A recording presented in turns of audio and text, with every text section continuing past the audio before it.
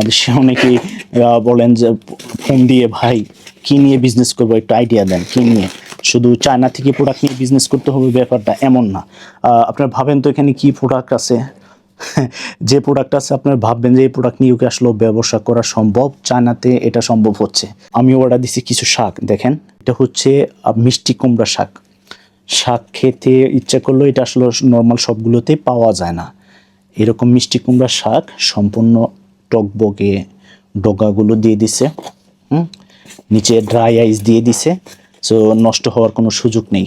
So এরকম বাংলাদেশে অনেকেই চায় আমি সুস্বাদু খাবার প্লাস হলো আমার কাছে যে প্রোডাক্টটা পাঠাবে কেউ সেটা অর্গানিক হোক, সার বিষ মুক্ত। আপনি যদি এনশিওর করতে পারেন যে আপনার প্রোডাক্টটা অর্গানিক, সার বিষ মুক্ত, সো আপনিও স্টার্ট করতে পারেন এই ব্যবসাটা বাংলাদেশের যে কোনো জায়গায়। আপনার কাছে 2 টাকা বেশি দিয়ে মানুষ খাবে। প্রবলেম আছে, এগুলোর সমাধানও আছে। প্রবলেমগুলো হচ্ছে আপনার কুরিয়ার সার্ভিসের প্রবলেম, এটাও আপনি সলভ করতে হবে। এনিওয়ে আপনি আপনার লোকাল এরিয়ায় এটা সার্ভিস দেওয়া শুরু করেন, আস্তে আস্তে সারা দেশে বিজনেস করার জন্য আসলে বেশি আইডিয়া লাগে না, লাগে আপনার কাস্টমারের প্রবলেম। আপনি কাস্টমার প্রবলেম সলভ করতে পারলে 100% বিজনেস করতে পারবেন।